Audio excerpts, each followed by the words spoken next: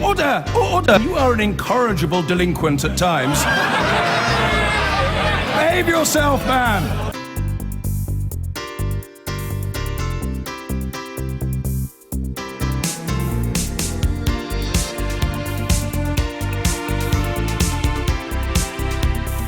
And now, as ever, to the papers. There's the Sunday Times. No one can really agree what the splash is today, saying that Labour's hard left, that's the Momentum movement, are going to picket hospitals with a coming strike coming on. Same sort of story, I suppose. Doctors told strike will harm patients. That's coming this week on Wednesday, we think. The Observer there. Parents should take lessons in how to control the children, says the Prime Minister. Some people think the government's going a little bit nanny state-ish at the moment. We may talk about that with the Prime Minister later on. And finally, got him. This guy the alleged killer of his ex-girlfriend and 2 children has been grabbed in Ghana on the beach, hiding among some rocks. So lots to talk about. Tim and Ayesha, where are we going to start today? We thought we'd start with a story in The Independent on Sunday about the row that is really at the heart of the Labour Party at the moment over our stance on Trident. There was a report saying that the leadership hoped to sort of change the rules so they would effectively strip the shadow cabinet of taking decision and allow the NEC and the members to take the decision. This is one of those slightly geeky sounding stories. It's actually very, very important, because if the NEC, on which Jeremy Corbyn has a majority, I think now, Correct. pretty much, if they take the decisions in the future, he will get his way on this and much else in the party. Absolutely, but also I think it's not entirely clear-cut on this as well, because he does control the NEC and he has very powerful people on it, such as Ken Livingstone, who is very important in all of this. However, the trade unions, some of the biggest trade unions, the GMB and Unite, are not in the same place as Jeremy Corbyn, because a huge number of manufacturing and engineering jobs are dependent on Trident's renewal. Their members. And of course, the other thing is a large number of the shadow cabinet would resign if the position on Trident was changed. Including Hilary Benn, who somehow managed to survive this longest reshuffle in history. Houdini Hillary. Yes, at this point, even though they moved Maria Eagle out of the defence brief, if Hilary Benn is still there, it's difficult to see how they can keep the party united behind that line. This is a very, very symbolic issue. It's a very important moment for Jeremy Corbyn, because he has to try to achieve a shadow cabinet which sounds like him and agrees with him. Otherwise, this is just going to go on forever. Absolutely, absolutely. Meanwhile, there are problems on the other side of politics, Tim. You've got an out-campaign story there. Well, David Cameron, of course, earlier this week, he said that he will allow his ministers to campaign freely on the European Union. And now the out campaign, of which I'm a supporter, are waiting for a big beast really to come forward to champion the out cause, because the out campaign at the moment lacks leadership. It's absolutely clear. David Cameron is going to lead the in campaign. He's told. You think? I think it just might be possible. You know, he's told Christian Democrats this week. The Times reported that he's going to be campaigning to stay in. He's yet to tell the British people, but we know he's going to campaign for in. But will Boris Johnson? Will Theresa May? Will Michael Gove?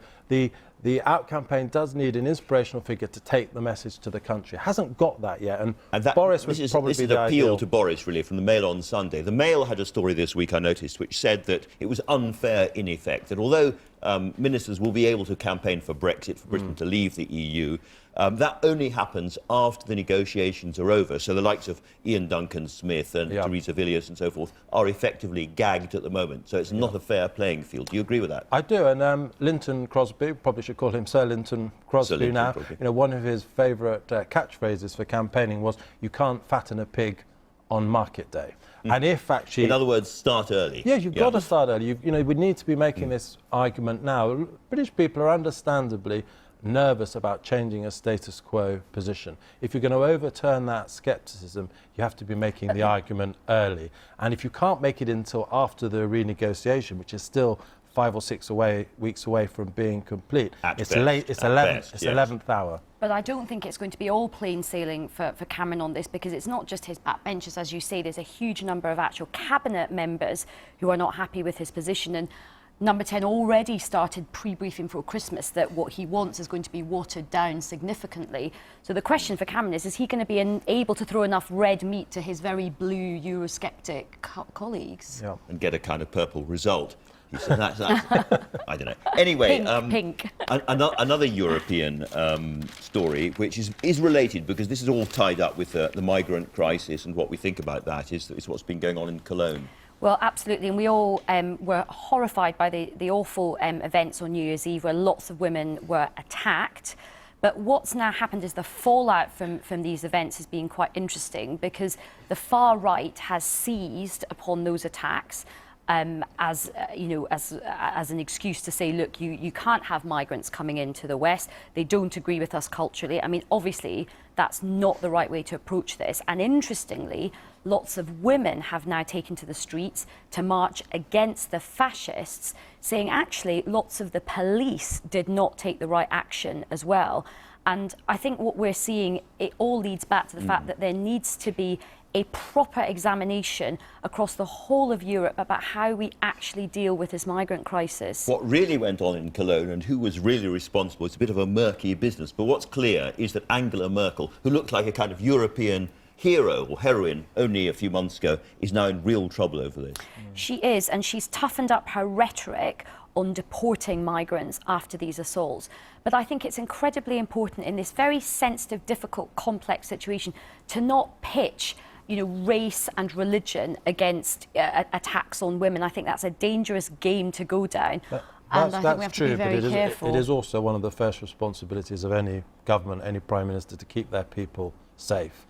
And at the moment, the German people do not feel there's adequate tests on the refugees that are coming into their country. And that is why, I think in The Independent on Sunday this morning, you've got a story. At the moment, I think Germany can only expel migrants, asylum seekers, if they're convicted of offence for 3 years sentence.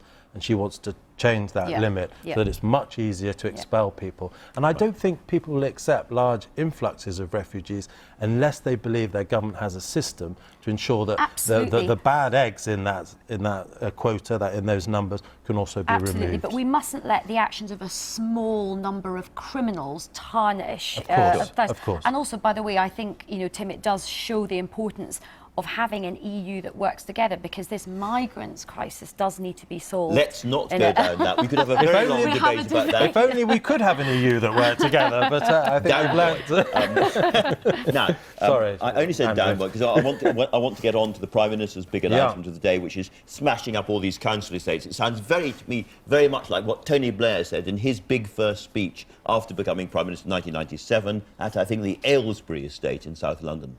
And this is where David Cameron wants to be. He doesn't want to be talking about Europe, and with Labour ripping itself apart on issues like Trident, David Cameron wants to occupy the centre ground. He wants to build a one-nation Conservative Party. And the sink estates that we still have in this country are a huge problem, and this is a welcome development. But £140 million for what is a massive problem that is detailed in some numbers released by the campaigning housing charity Shelter in the Observer today. You have about a quarter of people in London who are private renting spending over half of their monthly income just on accommodation.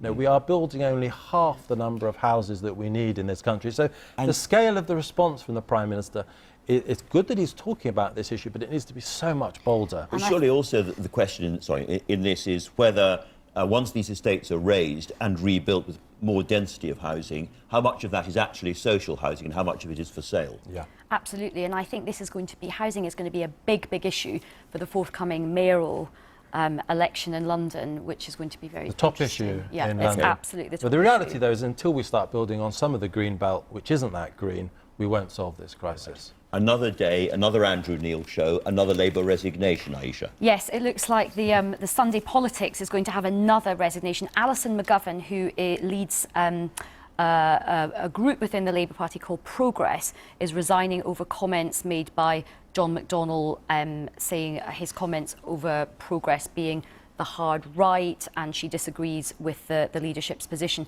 I think what all of this is pointing to, there is really a very, very, very dangerous split in the Labour Party now. There feels like there's a bit of an impasse in terms of you have the PLP versus the members in terms of Corbyn's mandate.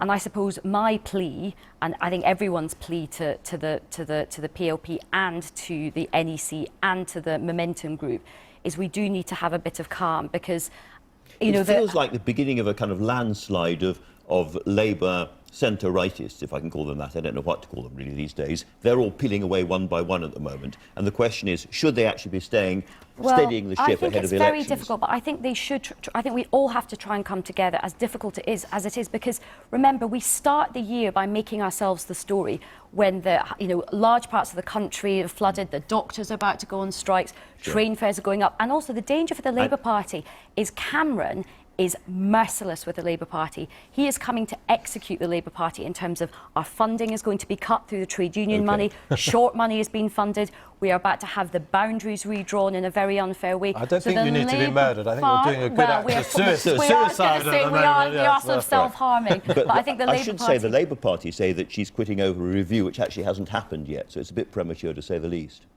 Well, we will see on the Sunday politics. That. Right. Moving briskly on again, I gather it's quite hard to tell whether she's resigning or not. That's been part of the issue. She's quite sort of subtle in her use of language. Speaking of language, another good story there from the Sunday Telegraph, I think, Tim. Yes, of course, one of the big issues that we are going to be facing, that Ayesha mentions, is the coming strike by junior doctors. And Jeremy Hunt's given an interview in the Sunday Telegraph, very robust, and reminding us why actually we do need the 7-day working across the NHS that this strike is all about. And he's highlighting facts that the mortality rates for newly born babies are 7% higher at weekends, emergency surgery 11% higher, stroke mortality 20% higher. The question, Tim, is whether you can do this scale of change without increasing, yet again, the amount of money available for the NHS. And I guess the doctor's case is that they're being asked to work on new shifts and they've been given no option and so forth. Yeah. But we are clearly heading for a strike, and if the papers are right, pickets outside hospitals this week. And I think the doctors have a lot of goodwill from the public, but one of the issues that Jeremy Hunt rightly focuses on is the first 2 days of strike action are about non-emergency cover, but actually the 3rd day actually could see emergency cover removed. Well. And that may be dangerous for the doctors, because if they start not providing that basic level of care, then they might start to lose public sympathy. Well, we have done our key duty, which is cheering the nation up over the Sunday newspapers. Thank you both very much indeed for that.